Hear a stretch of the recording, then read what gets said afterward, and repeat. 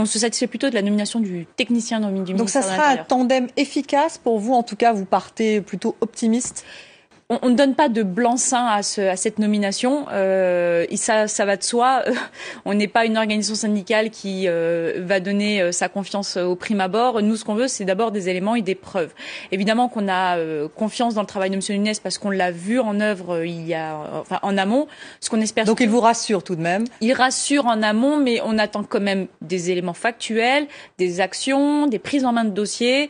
Et puis on attend surtout que M. Nunez ne soit pas qu'un simple adjoint, parce qu'autour d'un ministre, il y a aussi des conseillers, il y a un cabinet. Il ne faut pas que le technicien du ministère de l'Intérieur, qui est aujourd'hui mis en avant, redevienne ensuite juste un élément à faire valoir. Quand Marine Le Pen dit Castaner à l'intérieur avec Emmanuel Macron, le pire est toujours sûr. Qu'en pensez-vous? Il sera tout de même à la hauteur, Christophe Castaner? Je ne peux pas juger et prévaloir des qualités humaines d'une personne à partir du moment où on ne le connaît pas. Comme je vous disais il y a quelques instants, il n'a pas d'expérience en politique. Ce n'est pas non plus un poids lourd de la politique. On l'a connu avec... en politique sécuritaire, il a une expérience politique. Notamment sécuritaire, mais on l'a connu essentiellement, en tout cas, au moment de la campagne de l'actuel président de la République. On ne peut pas juger de sa qualité en tant que ministre de l'Intérieur. Ça, c'est ensuite... Il a l'oreille d'Emmanuel Macron, ça peut être un atout. Et ça, c'est important pour nous. C'est d'ailleurs le plus important parce qu'on a besoin d'avoir le moins de dissensions et de distorsions possibles. En amont, on a à un moment parlé de M. Castaner et de M. Péchenard. C'est deux visions qui sont complètement opposées.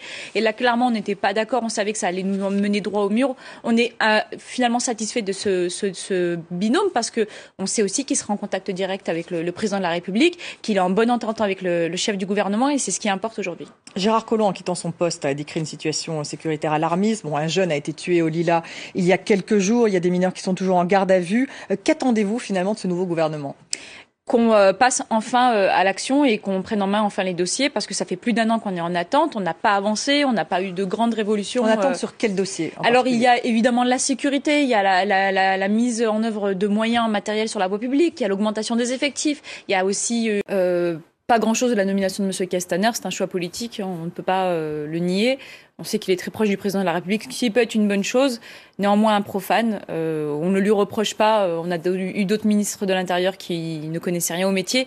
Mais ce que nous saluons surtout, c'est la nomination de M. Nunez, qui, lui, est un vrai technicien au sein du ministère de l'Intérieur. Il a œuvré en Seine-Saint-Denis, à la préfecture de police de Paris, à Marseille. Il a eu des dossiers très difficiles à gérer. Et puis encore récemment, la DGSI, dans un climat antiterroriste assez particulier. Donc, on se satisfait plutôt de la nomination du technicien du ministère de l'Intérieur. Donc ça sera un tandem efficace pour vous, en tout cas, vous partez plutôt optimiste? On ne donne pas de blanc-seing à cette nomination. Ça va de soi. On n'est pas une organisation syndicale qui va donner sa confiance au prime abord. Nous, ce qu'on veut, c'est d'abord des éléments et des preuves. Évidemment qu'on a confiance dans le travail de M. Nunez parce qu'on l'a vu en œuvre en amont.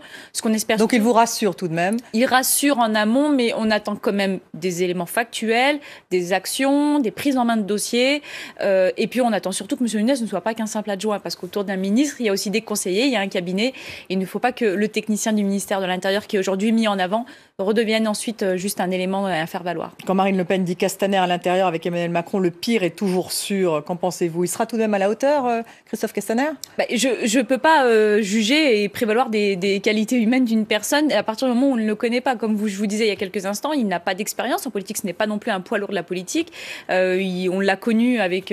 en politique sécuritaire, il a une expérience politique. Notamment sécuritaire, mais on l'a connu essentiellement, en tout cas, au moment de la campagne de l'actuel président de la République. On ne peut pas juger de sa qualité en tant que ministre de l'Intérieur. Ça, c'est ensuite... Il a l'oreille d'Emmanuel Macron, ça peut être un atout. Et ça, c'est important pour nous. C'est d'ailleurs le plus important parce qu'on a besoin d'avoir le moins de dissensions et de distorsions possibles. En amont, on a à un moment parlé de M. Castaner et de M. Péchenard. C'est deux visions qui sont complètement opposées. Et là, clairement, on n'était pas d'accord. On savait que ça allait nous mener droit au mur. On est finalement satisfait de ce binôme parce que on sait aussi qu'il sera en contact direct avec le président de la République, qu'il est en bonne entente avec le chef du gouvernement et c'est ce qui importe aujourd'hui. Gérard Collomb, en quittant son poste, a décrit une situation sécuritaire alarmiste. Bon, un jeune a été tué au Lilas il y a quelques jours. Il y a des mineurs qui sont toujours en garde à vue. Qu'attendez-vous finalement de ce nouveau gouvernement? qu'on passe enfin à l'action et qu'on prenne en main enfin les dossiers, parce que ça fait plus d'1 an qu'on est en attente, on n'a pas avancé, on n'a pas eu de grandes révolutions. En attente sur quel dossier Alors il y a évidemment la sécurité, il y a la mise en œuvre de moyens matériels sur la voie publique, il y a l'augmentation des effectifs, il y a aussi peut-être une politique en direction de la justice qui soit, même s'il y a une séparation des pouvoirs, il y a aujourd'hui une justice qui est trop latente, qui n'est pas du tout en raccord avec le travail des policiers et avec les attentes de la population, et en tout cas les attentes que nous avons en tant que policiers de la population que nous protégeons. Et puis, il y a aussi les dossiers internes à la police nationale. Il y a la grande réforme des cycles de travail. Donc, dans la police nationale, actuellement, on est en train de travailler sur les cycles horaires internes à la police nationale. Ça ne va pas assez vite, cette réforme ? Ça ne va pas assez vite. Ça fait depuis 2013 que notre organisation, en tout cas, l'a présenté une première fois au ministère à l'époque de l'Intérieur. Qu'est-ce qui bloque, à votre avis ? Eh bien, c'est un cycle de travail qui exige un petit peu plus d'effectifs. Et en fait, on est toujours sur des histoires d'argent, de budget.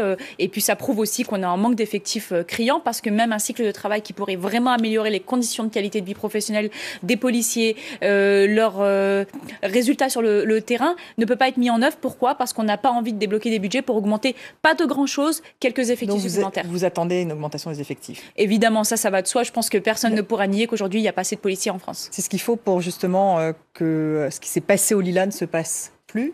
C'est un ensemble. On ne peut pas dire que seulement avec des policiers sur la voie publique, ça suffira. Il faut un ensemble. Il faut déjà une justice qui soit vraiment présente. Il y a quelques jours, je mettais en avant aussi le manque de responsabilisation des parents. Il y a le code pénal qui prévoit aussi la responsabilisation des parents avec l'infraction de soustraction à ses obligations parentales qui n'est jamais mis en œuvre par les parquets. Il y a aussi les travaux de prévention, de médiation et d'éducation qui sont là pas du tout du ressort de la police nationale, mais nous on a besoin d'avoir un travail en amont pour que nous puissions travailler sur la sécurisation. Merci beaucoup. Merci à vous. Avec nous ce soir, Linda Kebab, gardienne de la paix, déléguée nationale à unité SGP et police. Retrouvez toute notre actualité sur videopolice.com, la chaîne YouTube d'Unité SGP Police.